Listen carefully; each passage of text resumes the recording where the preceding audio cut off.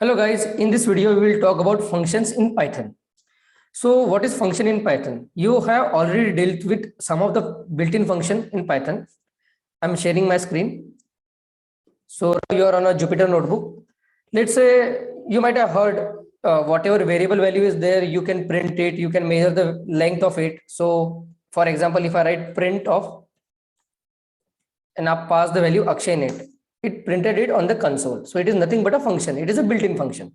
Similarly, if I do len and pass apdaga, it will calculate the length of the string apdaga, that is 6. So these are the functions. Now these are built-in function, but as per your requirement, you can create your own function. Now the first thing is why we should create functions.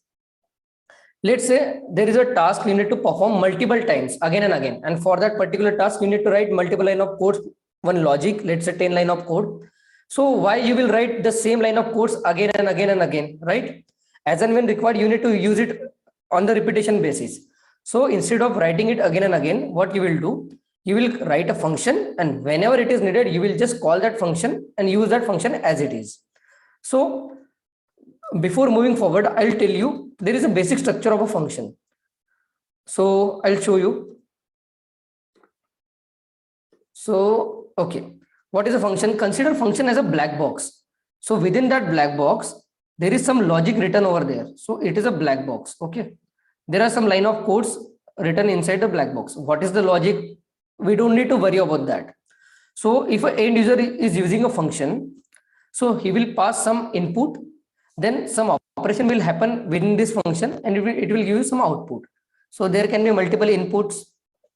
There can be one input or multiple input. Okay. To begin with, we will start with one input. There can be no input also, but to begin with, I'll write one input only. So I'll write indicate input as by I. So I1, I2, I3, and I4. So these inputs are nothing but variables, right? You can pass single variable or multiple variables to that function. It is a function. Okay. And there will be some outputs. So output can be only single output. It can be multiple output. So for the simplicity, we will start with a single output. So it will be O1, O2, O3, and O4. Okay. And whatever logic is written within this function, it is up to the developer. If end user know, like if you develop a function and the another developer want to use that function, he need not worry that what is written inside the function. He just need to know what is the functionality this function is going to provide. If I pass this kind of input, what kind of output I can expect from that function. Only that much information is needed. Okay. So let's start with the very basic function.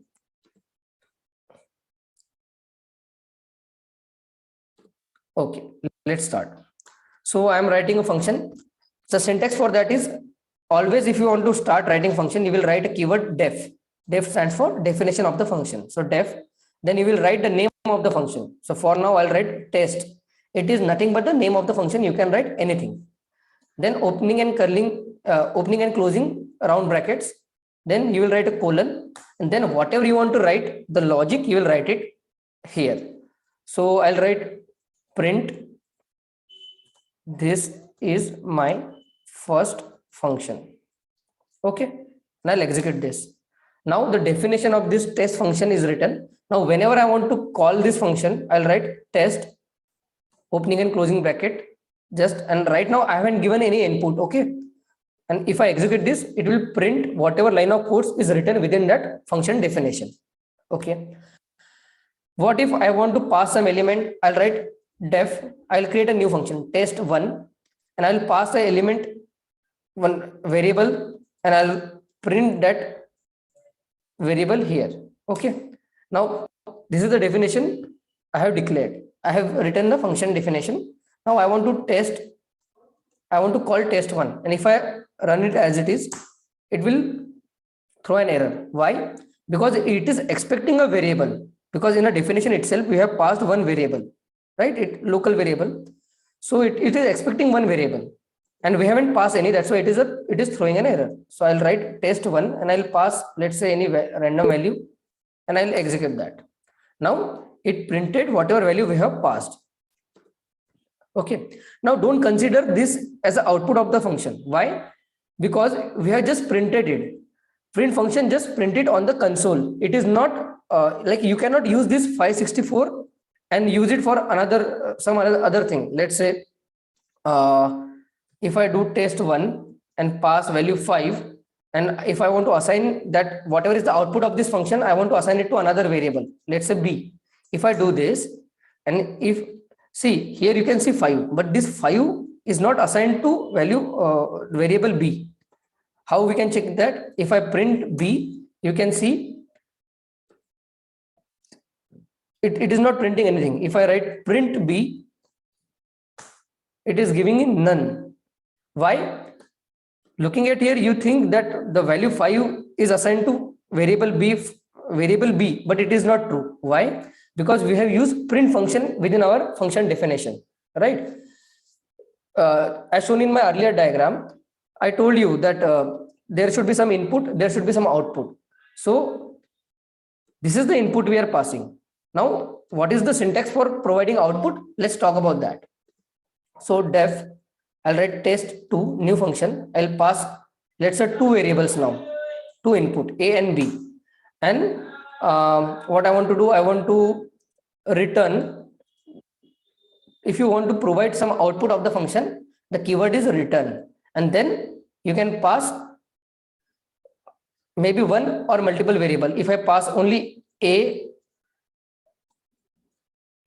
if I want to do the multiplication, okay, a into b, that is the output. So right now what my function will do, if I pass two integers, it will return the product of two integers. Okay, so if I do test2 and if I pass 5,3, you can see it gave me output 15. And if I assign it to the new variable c equal to test2 5,3, you can see if I print c, I'll get the value 15, not like the earlier one where I got the value none.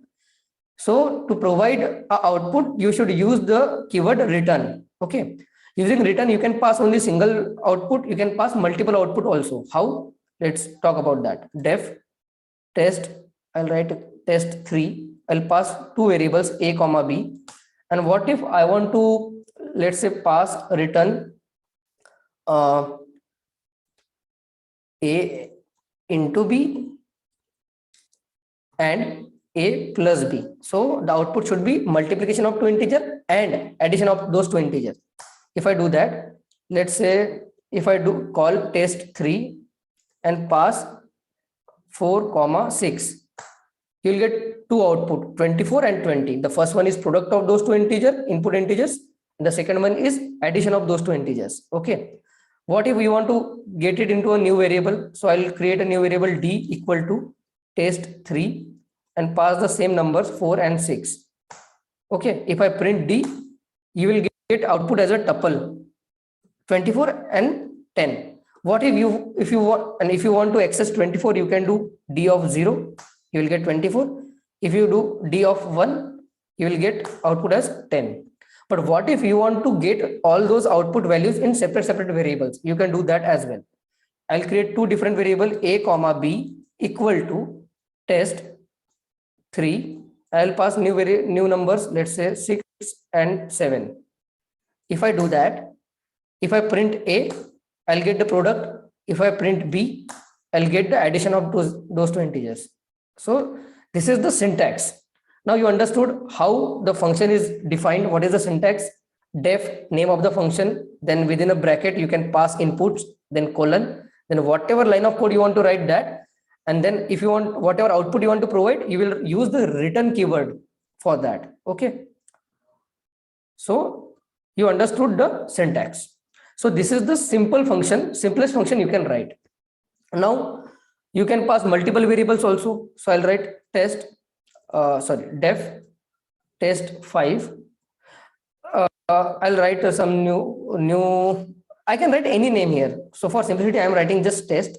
I'll pass 5 different elements like A, B, C, D, and E. And what I'll do, I'll write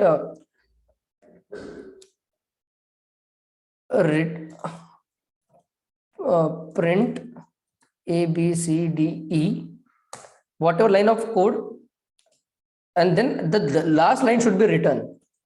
Okay, I'll write A, B, C, D, E, right? Because whenever the return statement is executed, it will return out of the function. If you write anything below this, let's say, if I write something below this, let's say I write print statement below return.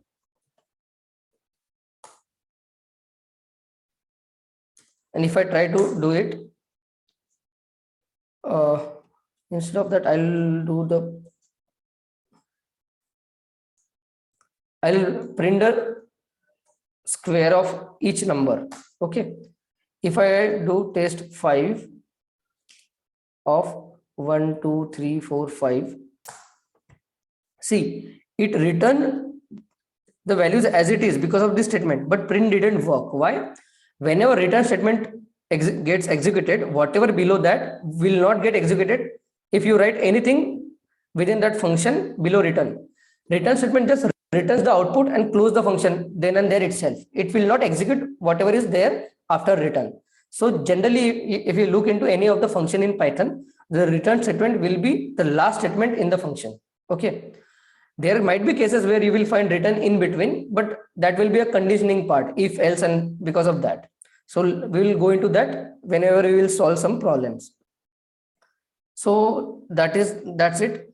One more thing, if I do test 5 and instead of 5, if I pass only maybe less elements, 3 elements, it will throw an error. Why? Because as per the definition of this test 5 function, it is expecting 5 inputs, but you are passing only 3 inputs. That's why. Similarly, if you try to pass more than 5 inputs, it will throw same error because test 5 is expecting 5 positional arguments, but you are providing 6. Okay.